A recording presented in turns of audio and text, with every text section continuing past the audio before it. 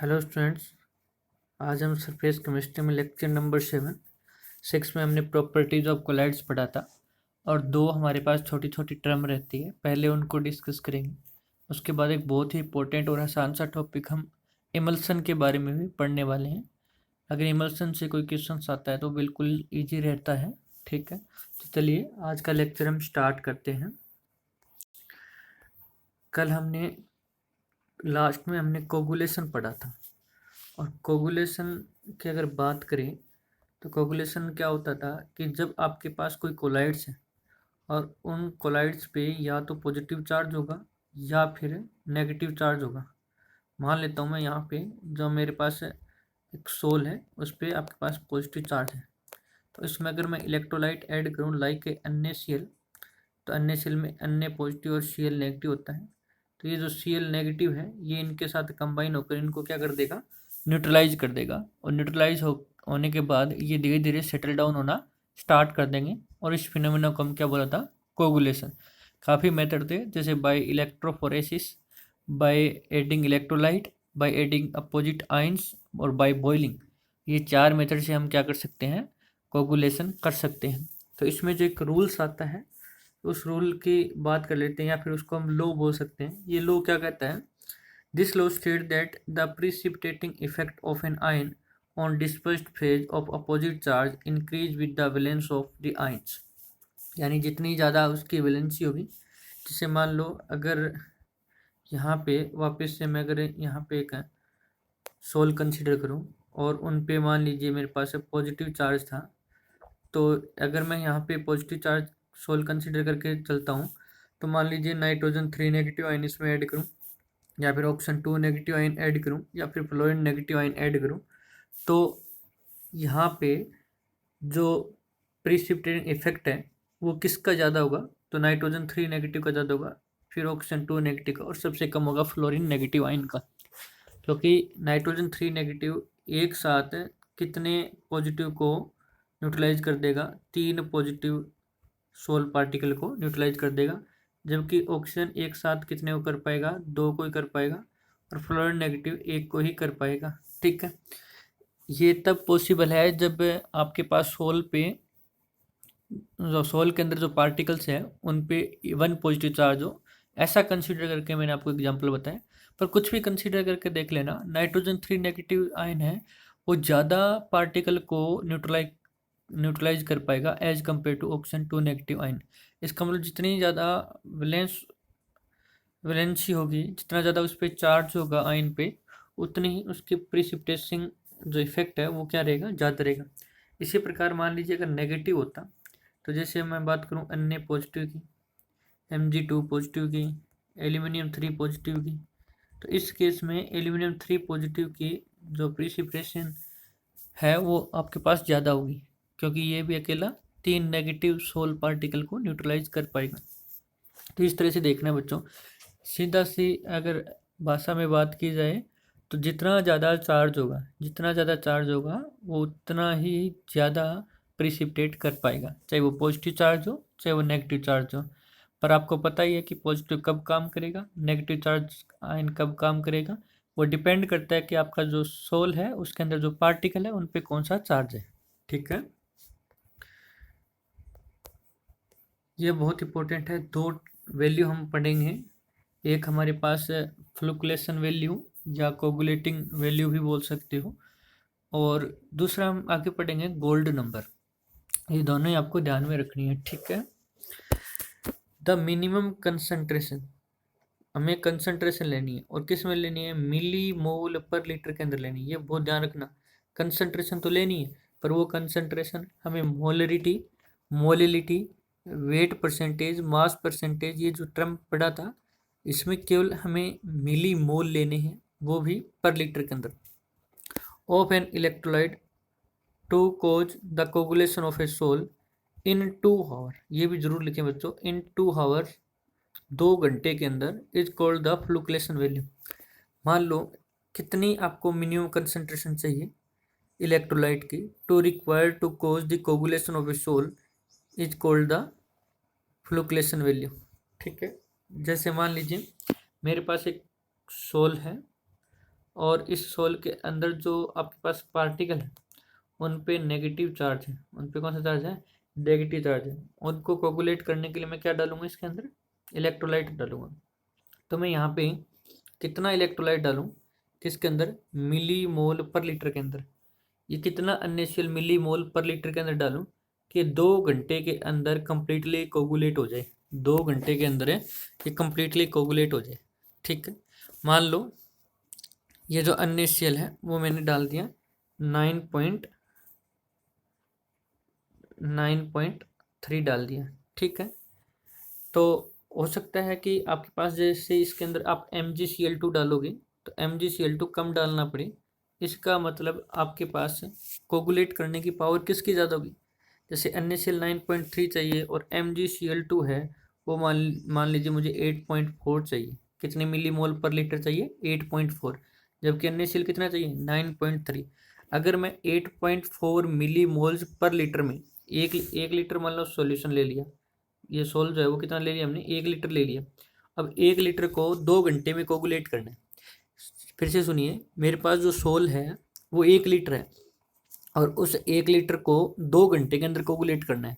और 2 घंटे के अंदर अंदर कोगुलेट करने के लिए कितने मिली मोल पर लीटर इलेक्ट्रोलाइट डालूं। जैसे NaCl को मैंने डाला 9.3 मिली मोल, तब आपका 2 घंटे में ये कोगुलेट हुआ। जबकि MgCl2 को मैंने 8.4 ही डाला 1 लीटर के अंदर, तो भी वो 2 घंटे में कोगुलेट हो गया।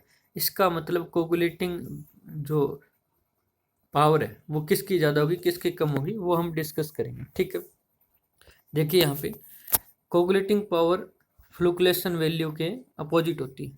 ठीक है, अगर फ्लुक्लेशन वैल्यू ज़्यादा होगी तो कोगुलेटिंग पावर जो है वो आपके पास कम होगी। ठीक है, अभी हमने बात की NaCl की। NaCl कोगुलेट कर रहा था 2 घंटे के अंदर 1 लीटर सोल को, तो उसकी वैल्यू कितनी थी, मान लो 9.3 थी। और जो MgCl2 था वो कितने में कर रहा था, 8.4 मिली मोल कर रहा था उसी 1 लीटर सॉल्यूशन को 2 घंटे के अंदर। इसका मतलब पावर किसकी ज़्यादा है, पावर तो MgCl2 है ना, उसको कम डालना पड़ रहा है। सीधी सी अगर लैंग्वेज में देखें, हमारा जो कंसेप्ट देखे, इसकी अमाउंट कम देनी पड़ रही है। तो ये कम अमाउंट में 2 घंटे में कोगुलेट कर देता है MgCl2 तो, और NaCl नहीं कर पाता है। इसका मतलब किसकी कोगुलेटिंग पावर ज़्यादा है, MgCl2 की कोगुलेटिंग पावर क्या है, ज़्यादा है। और जो आपके मिली मोल चाहिए 1 लीटर सोल को कोगुलेट करने के लिए 2 घंटे के अंदर है, जो आपके पास मिली मोल चाहिए वो आपके पास क्या होते हैं, कोगुलेटिंग वैल्यू या फ्लुक्लेशन वैल्यू होती है, जिनकी वैल्यू 8.4 है। तो वैल्यू तो कम है, जबकि मैं पावर क्या बता रहा हूँ, ज़्यादा बता रहा हूँ। देखो, इसको कहते हैं कि कोगुलेटिंग पावर तो इसकी ज़्यादा है, पर फ्लुक्लेशन वैल्यू क्या है इसकी, कम है। तो ये आपके पास कैसी रिलेशन होगी इसकी, इनवर्सली। तो इसलिए ध्यान रखना है, जितनी फ्लुक्लेशन वैल्यू कम होगी कोगुलेटिंग पावर उतनी ज़्यादा होगी। और जितना ज़्यादा डालना पड़ेगा आपको, जितना ज़्यादा आपको मतलब इलेक्ट्रोलाइट चाहिए मिली मोल के अंदर, तो इसका मतलब उसकी फ्लुक्लेशन वैल्यू ज़्यादा होगी, तो इसका मतलब उसकी पावर कम होगी, तभी हम ज़्यादा डाल रहे हैं।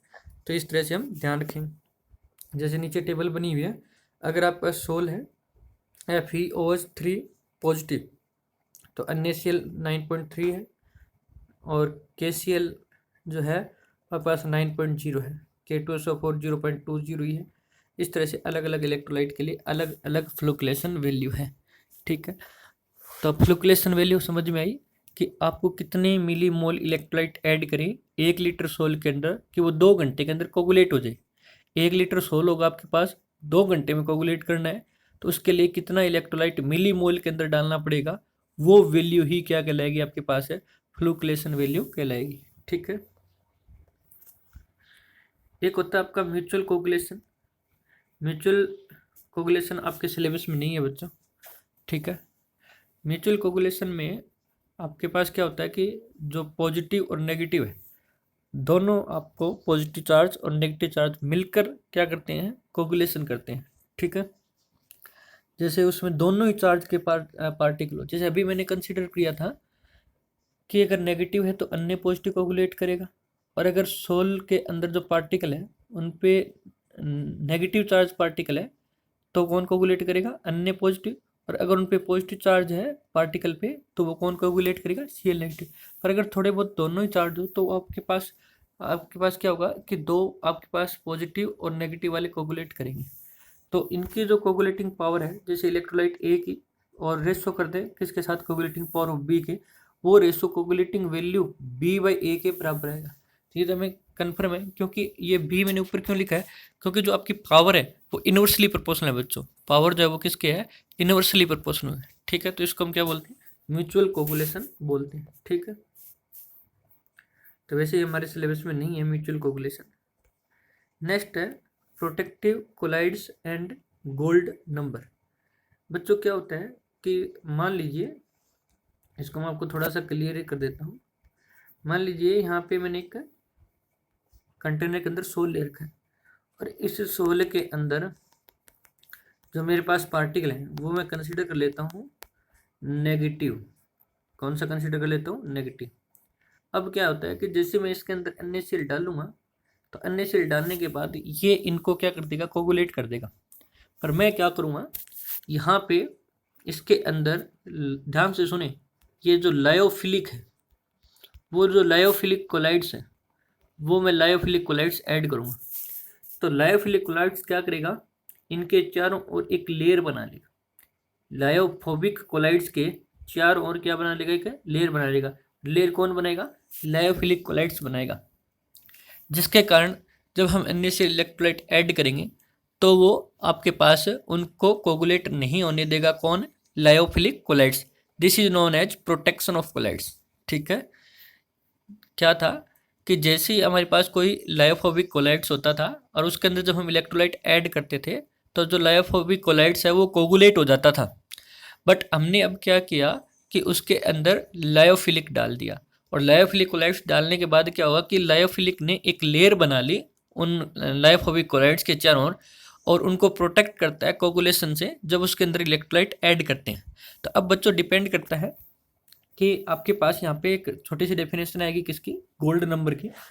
तो हम ये देखना चाहते हैं कि हमारे पास ये जो अटैक करने वाला है वो कितना शक्तिशाली है, लायोफिलिक कोलाइड्स कितना डालना है, और आपके पास सुरक्षा कितने की करनी है ना। ये तो एरिया दे दिया, मतलब इनकी तो प्रोटेक्शन करनी इतना होगा। तो अगर ये बढ़ा दूं तो भी तो लायोफिलिक कोलाइड्स की जरूरत ज़्यादा होगी कि नहीं होगी। दूसरा, अटैक करने वाला अगर ज़्यादा कर दूँ, NaCl की जगह मान लो मैं MgCl2 कर दूँ, तो भी आपको लायोफिलिक कोलाइड्स चाहिए। ये कितने मिलीग्राम के अंदर चाहिए, उनको हम क्या बोलेंगे, गोल्ड नंबर। पहले दिखा देता हूँ, देखिए यहाँ पे, the property of lyophilic sol to prevent the precipitation of lyophobic sol is called protection of colloids. मतलब ये लायोफिलिक के पास एक यूनिक प्रॉपर्टी है कि वो लायोफोबिक वालों को प्रोटेक्ट करता है, कोगुलेशन होने से रोकता है, कब, जब उसके अंदर इलेक्ट्रोलाइट ऐड करते हैं। ये जो लायोफिलिक की प्रॉपर्टी है ये क्या कहलाती है, प्रोटेक्शन कहलाती है। गोल्ड नंबर क्या होता है, यहाँ पे जो नंबर देखना है, number of milligram of a hydrophilic colloid, किस में देखना है बच्चों, मिलीग्राम के अंदर, that will just prevent the precipitation of 10 ml of gold solution on the addition of 1 ml of 10% sodium chloride solution। आपको पहले बात तो ये फिक्स कर दिया कि कितने की प्रोटेक्शन करनी है। तो ये प्रोटेक्शन करनी है कितने की, 10 ml की, यानी आपको सुरक्षा कितने की करनी है, कितना आपको एरिया कवर करना हो, वैसे आपको ये दे दिया गया कि ये आपके पास जो सॉल्यूशन है, कितना सोल आपको बचाना है, तो वो बचाना है आपको 10 ml की प्रोटेक्शन करनी है।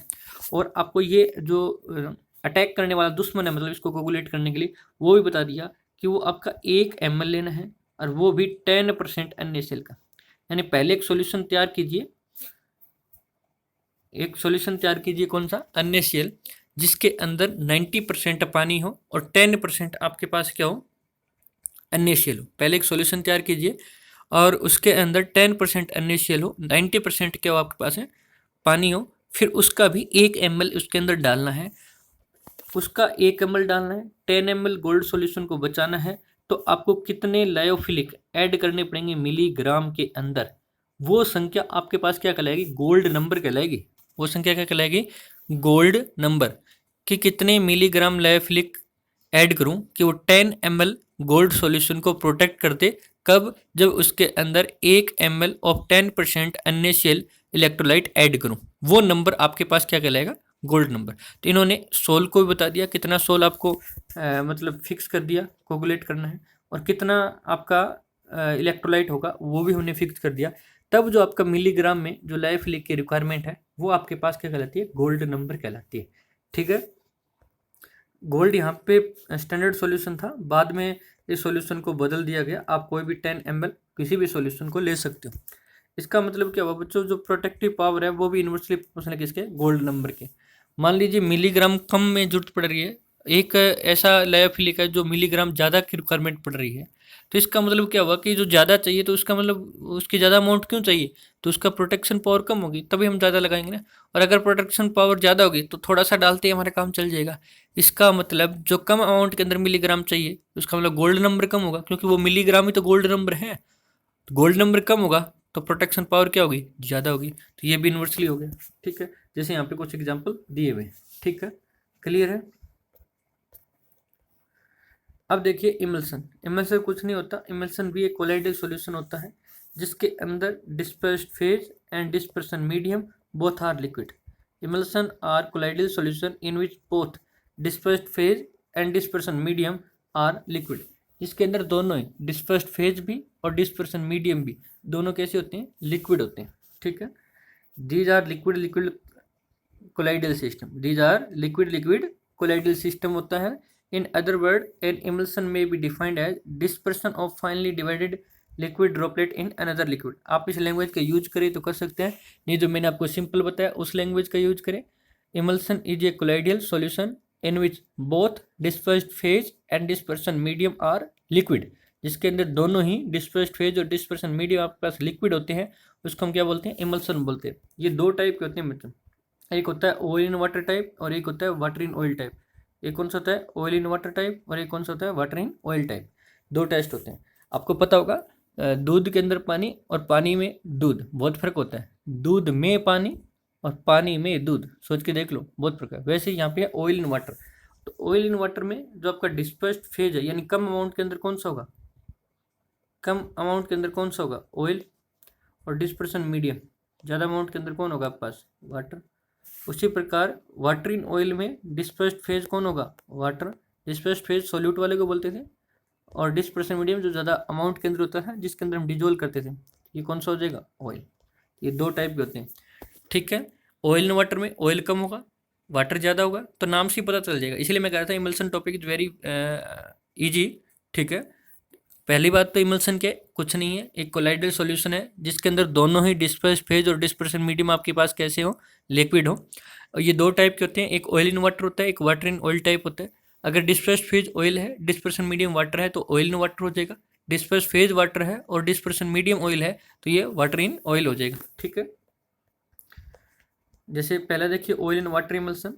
तो ऑयल इन वाटर इमल्सन में आपके पास क्या होगा, ये जो आपके पास कोई सॉल्यूशन दिखाई दे रहा होगा, इसमें ये जो ब्लू कलर का जो पार्ट दिखाई दे रहा है ये तो वाटर है, और कुछ ही ड्रॉप आपकी क्या दिखाई दे रही है, ऑयल दिखाई दे रही है। इसका मतलब ये कौन सा है, कम अमाउंट के अंदर कौन है, ऑयल। तो यानी डिस्पर्स्ड फेज कौन है, ऑयल, और डिस्पर्सन मीडियम कौन है आपके पास है, वाटर। ठीक है, इससे आपके पास क्लियर हो गया कि ये कौन सा है, ऑयल इन वाटर टाइप है। ठीक है, नेक्स्ट देखिए वाटर इन ऑयल अपोजिट हो जाएगा। ये जो है ये थोड़ा सा येलो ग्रीनिश दिखाई दे रहा है, ये ऑयल है। बाकी कुछ ही ड्रॉप आपको किसकी दिखाई दे रही है, वाटर की। तो इसके अंदर जो डिस्पर्स्ड फेज है वो आपके पास कौन है, वाटर है, और डिस्पर्सन मीडियम है वो आपके पास कौन सा है, ऑयल है। इसको हम कौन सा बोलेंगे, वाटर इन ऑयल बोलेंगे। ठीक है, क्लियर है। इसमें दो और आते हैं छोटे छोटे, एक होता है इमल्सिफिकेशन और एक होता है इमल्सिफायर। दो छोटी छोटी डेफिनेशन और है। The dispersal of a liquid in the form of emulsion is called emulsification. क्या होता है कि जैसे आपने देखा होगा ऑयल और वाटर आसानी से तो आपस में मिक्स नहीं होते ना, तो उनको क्या करना पड़ता है, एक दूसरे के अंदर डिस्पर्स करना पड़ता है। और डिस्पर्स करने को हम क्या बोलते हैं, इमल्सिफिकेशन बोलते हैं। अब इनको स्टेबल भी करना पड़ेगा, जैसे ऑयल के अंदर वाटर कभी मिक्स नहीं होता, तो उनको हम मिक्स करके स्टेबल करने के लिए एक और थर्ड सब्सटेंस यूज करते हैं जिसको हम बोलते हैं इमल्सिफायर या फिर इमल्सिफाइंग एजेंट। ठीक है, to have a stable emulsion small amount of a third substance called the emulsifier या फिर इमल्सिफाइंग एजेंट। इस इमल्सन को स्टेबल बनाने के लिए एक हम थर्ड सब्सटेंस का भी यूज करते हैं और उसको हम बोलते हैं इमल्सिफायर फिर इमल्सिफाइंग एजेंट। ठीक है, तो ये प्रिपरेशन के दौरान ऐड किया जाता है। जैसे आपके पास सोप और डिटर्जेंट है, वो आपके पास इमल्सिफाइंग एजेंट है, क्योंकि सोप और डिटर्जेंट होता है तो उसमें देखिए यहाँ पे ये मान लीजिए ऑयल होता है, ये क्या होता है, ऑयल होता है, और उसके ऑयल के चारों ओर क्या होते हैं, ये जो आपका सोप के मॉलिक्यूल है वो एक लेयर बना लेते हैं। तो ये जो पोलर एंड है वो आपको वाटर को अट्रैक्ट करता है, जबकि ये ऑयल को घेरे रखता है। तो इस तरह से ये वाटर के अंदर ऑयल ड्रॉपलेट को कपड़ों से बाहर निकाल के वाटर के अंदर लेके आता है, ठीक है ना। तो इस तरह से आपको ध्यान रखना है। तो ये जो सोप एंड डिटर्जेंट है, ये एग्जाम्पल है किसके, इमल्सिफाइंग एजेंट के, जो थर्ड सब्सटेंस यूज किया गया था ऑयल और वाटर को यूज करने के लिए, ठीक है। ये अलग अलग एग्जाम्पल्स हैं, कौन सा आप इसको पढ़ के देख लेना, थोड़ा सा आपको आइडिया हो जाएगा, और कुछ नहीं है, ठीक है।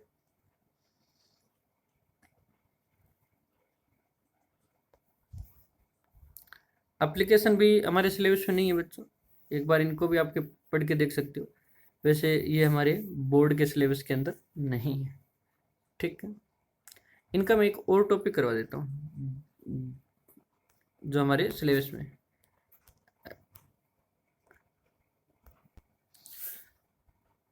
एक और टॉपिक हमारे सिलेबस में एप्लीकेशन के बजाय, उस टॉपिक का नाम है टेस्ट फॉर इमल्सन।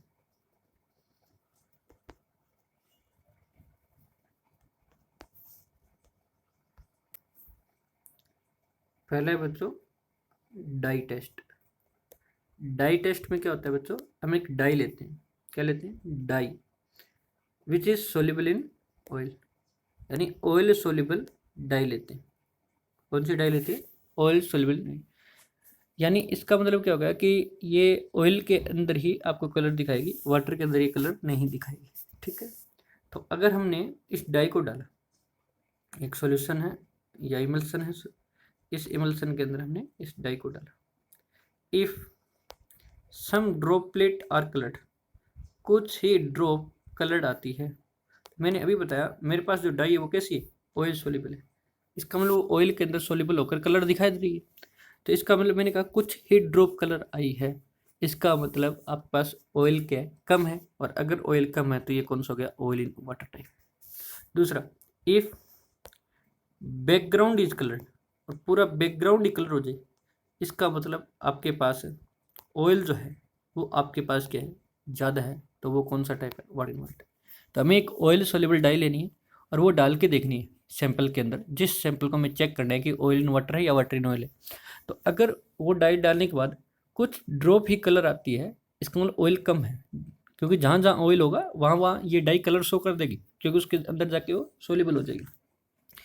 तो आपके पास कुछ ही ड्रॉप कलर आती है तो ऑयल इन वाटर टाइप है, और पूरा बैकग्राउंड कलर होता है तो वाटर इन ऑयल टाइप है, ठीक। सेकंड टेस्ट है आपके पास इलेक्ट्रिकल कंडक्टिविटी का। सेकंड टेस्ट कौन सा है, इलेक्ट्रिकल कंडक्टिविटी का। इलेक्ट्रिकल कंडक्टिविटी निकालेंगे, अगर ऑयल इन वाटर है और वाटर इन ऑयल है, तो अगर इलेक्ट्रिकल कंडक्टिविटी ज़्यादा आती है तो है वाटर इन ऑयल टाइप, इनकी जो कंडक्टिविटी होती है वो क्या होती है आपके पास, हाई होती है। और अगर कंडक्टिविटी आपके पास लो आती है, कंडक्टिविटी कैसी आती है, लो आती है, तो वो कौन सा है, ऑयल इन वाटर टाइप। आप इलेक्ट्रिकल कंडक्टिविटी भी फाइंड आउट कर सकते हो, ठीक है। जिसकी ज़्यादा होगी वो वाटर इन ऑयल होगा, और जिसकी कम होगी वो ऑयल इन वाटर होगा। एक तीसरा टेस्ट और भी होता है, बहुत सारे टेस्ट होते हैं, बस ये 3 कर लो बहुत है। Viscosity test. विस्कोसिटी टेस्ट करें तो अगर आपके पास जो विस्कोसिटी है वो हाई आती है तो वो है वाटर इन ऑयल, और अगर विस्कोसिटी लो आती है तो है ऑयल इन वाटर। यानी आप विस्कोसिटी टेस्ट करेंगे, विस्कोसिटी चेक करेंगे, अगर विस्कोसिटी ज़्यादा है तो है वाटर इन ऑयल टाइप, अगर विस्कोसिटी कम है तो है वो ऑयल इन वाटर टाइप, ठीक है बच्चों। तो ये कुछ टेस्ट थे, सिंपल सिंपल डाई टेस्ट था, इलेक्ट्रिकल कंडक्टिविटी टेस्ट था, ठीक है। तो ये करके देखते। कोलाइड्स का लास्ट टॉपिक देख लेते हैं, एप्लीकेशन ऑफ कोलाइड्स। कोलाइड्स के कहाँ कहाँ पे आपका यूज होता है। सबसे पहले होता है प्यूरिफिकेशन ऑफ ड्रिंकिंग वाटर में। प्यूरिफिकेशन ऑफ ड्रिंकिंग वाटर में कैसे, water is purified by using alum where impurities get coagulated. आपके पास क्या होता है कि अगर मान लीजिए आपके पास चार्ज इम्प्योरिटीज है, आपके वाटर के अंदर कैसे हैं बच्चों, चार्ज इम्प्योरिटीज है। अगर इसके अंदर चार्ज इम्प्योरिटीज है वाटर के अंदर जो कि पीने लायक नहीं है, अभी इसको हम प्योर करेंगे तो इसके अंदर फिटकरी डाल देंगे। एलम क्या होता है, फिटकरी। तो ये जो एलम है ये जो चार्ज इम्प्यूरिटी है उनके साथ करके उनको कोगुलेट कर देगा और ये नीचे सेटल डाउन होना क्या कर देगी, स्टार्ट कर देगी। कोगुलेशन के बाद क्या होता है बच्चों, सेटल डाउन होता है। इसलिए हम इसको ड्रिंकिंग वाटर के तौर पे यूज कर सकते हैं, क्योंकि हमारी जो इम्प्यूरिटीज है वो तो नीचे बैठ जाएगी, फिर हम धीरे धीरे ऊपर वाला जो पानी है उसको हम अलग कंटेनर के अंदर इकट्ठा कर लेंगे, उसके अंदर कोई इम्प्यूरिटीज नहीं होगी। क्योंकि अगर इम्प्यूरिटीज चार्ज आइन है तो एलम ने इलेक्ट्रोलाइट की तरह काम किया और उन्होंने क्या कर दिया, उन इम्प्यूरिटीज को कोगुलेट कर दिया। ठीक है, जैसे आपने देखा होगा कि कई बार थोड़ा बहुत हाथ वगैरह पे कहीं हमारी जो स्किन है वो कट हो जाए और वहाँ से खून निकलने लग जाए, तो हम क्या करते हैं, उस पर फिटकरी लगाते हैं। तो वो क्या कर देता है, जो आपका ब्लड है, ब्लड के अंदर एक ये भी कोलाइडल सॉल्यूशन होता है, तो उनको वो क्या कर देता है, कोगुलेट कर देता है, जमा देता है। ठीक है, फिटकरी लगाने से। ठीक है, तो इसलिए वो जो आपका ब्लड है वो बाहर नहीं आता है। ठीक है, नेक्स्ट है इलेक्ट्रिकल प्रिसिपिटेशन ऑफ स्मोक। जो charge particle are attracted to the oppositely charge electrode and get precipitated the gas that leave the Cottrell precipitator and thus freed then from smoke. इस लैंग्वेज को समझने के बजाय सीधा समझिए। जो आपके पास मतलब यहाँ पे कोई प्रोसेस हो रहा है, ठीक है ना, और इस प्रोसेस में यहाँ पे कोई प्रोसेस हो रहा है और उस प्रोसेस से आपके पास स्मोक जनरेट हो रहा है, धुआं निकल रहा है। ठीक है, ये जो धुआं निकल रहा है और इसके अंदर इम्प्यूरिटीज़ हैं, हम नहीं चाहते ये एनवायरनमेंट के अंदर जाए। तो जो हमारी चिमनी है बच्चों, ये इंग्लिश में चिमनी बोलते हैं इसको, ठीक है ना, ये हमारे पास चिमनी है, देखी होगी चिमनी, ईंट भट्टे हैं, कुछ और हैं, फैक्ट्रियाँ वगैरह के अंदर चिमनी देखी होगी, जहाँ से धुआं निकलता है। ठीक है, तो इसको निकालने से पहले हम क्या करेंगे, यहाँ पे एक चेम्बर बना देते हैं। क्या बना देते हैं बच्चों, यहाँ पे क्या चेम्बर बना देते हैं और इस चेम्बर पे 2 प्लेट लगा देते हैं। एक तो पॉजिटिव चार्ज प्लेट लगा देते हैं और एक कौन सी लगा देते हैं, नेगेटिव चार्ज प्लेट लगा देते हैं। तो जैसे स्मोक यहाँ से निकलेगा तो इस स्मोक के अंदर अगर नेगेटिव चार्ज पार्टिकल होंगे तो वह अट्रैक्ट हो जाएंगे पॉजिटिव इलेक्ट्रोड की तरफ, और अगर इसके अंदर पॉजिटिव चार्ज पार्टिकल होंगे तो वह अट्रैक्ट हो जाएंगे नेगेटिव चार्ज इलेक्ट्रोड की तरफ, और ये सारी यहीं चैम्बर के अंदर सेटल डाउन हो जाएंगे, कोगुलेट हो जाएंगे। उसके बाद जो स्मोक है वो कहाँ चला जाएगा, बाहर चला जाएगा। इसलिए हमने स्मोक का भी क्या कर दिया, कोगुलेशन कर दिया, प्रिसिपिटेशन कर दिया। ठीक है, तो चार्ज पार्टिकल जो आगे जाकर वाटर वेपर के साथ रिएक्ट वगैरह करके हार्मफुल कर सकते थे, उनको हमने इसी चैम्बर के अंदर रख लिया और उनको हमने न्यूट्रलाइज कर दिया और एनवायरनमेंट से जाने से हमने रोक लिया। ठीक है, तो ये भी इसके एक है एप्लीकेशन। ठीक है, तो ये था आपके पास इलेक्ट्रिकल प्रिसिपिटेशन ऑफ स्मोक। और आपको पता है इलेक्ट्रोप्लेटिंग ऑफ रबर में इसका यूज किया जाता है। आर्टिफिशियल रेन में क्लाउड के ऊपर AGI डाल दें, क्लाउड के ऊपर क्या डाल दें, AGI डाल दें, तो भी ये प्रिसिपिटेट हो जाता है, जिसके कारण आर्टिफिशियल रेन होती है। ठीक है, लेदर टेनिंग के अंदर यूज होता है, इन वायरफेयर के अंदर यूज होता है। ये आपका एक सब्सटेंस है, CH2 डबल बॉन्ड CH, एक तरफ AsCl2 जुड़ा हुआ, एक तरफ Cl जुड़ा हुआ, इसको लेविसाइट बोलते हैं और इसको हम गैस मास्क के अंदर यूज करते हैं। ठीक है, इन मेडिसिन के अंदर भी बहुत यूज होते हैं, जो बैक्टीरिया वगैरह होते हैं उनको अब्जॉर्ब कर लेता है और उनको किल कर लेता है। फॉग मिस्ट तो पढ़ा ही होगा आपने, ये भी आपके पास कोलाइड्स के एग्जांपल्स हैं, तो डेली लाइफ में इनका यूज हो रहा है। When a large mass of air containing dust particle is cooled below dew point, the moisture in air condenses on the surface of dust particle forming mist। तो आपके पास जो डस्ट पार्टिकल होते हैं और वो आपके पास ठंडे कर दिए जाते हैं, कूल कर दिए जाते हैं बिलो ड्यू पॉइंट पे, तो जो मॉइस्चर है वो उन्हीं पे कंडेंस हो जाता है। ठीक है, ब्लड भी आपका एक कोलाइडल सॉल्यूशन है, ये भी मैंने आपको बताया था।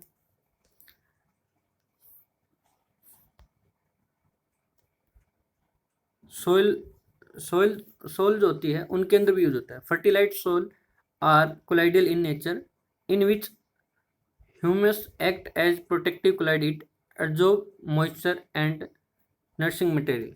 ये भी ध्यान रखना है, सोइल्स के अंदर भी किसका यूज हो गया, सोल्स के अंदर भी आपके पास है ये एक फर्टिलाइट जो सोल होती है वो आपकी कोलाइडल नेचर होती है। ठीक है, एक होता है आपके पास फॉर्मेशन ऑफ डेल्टा।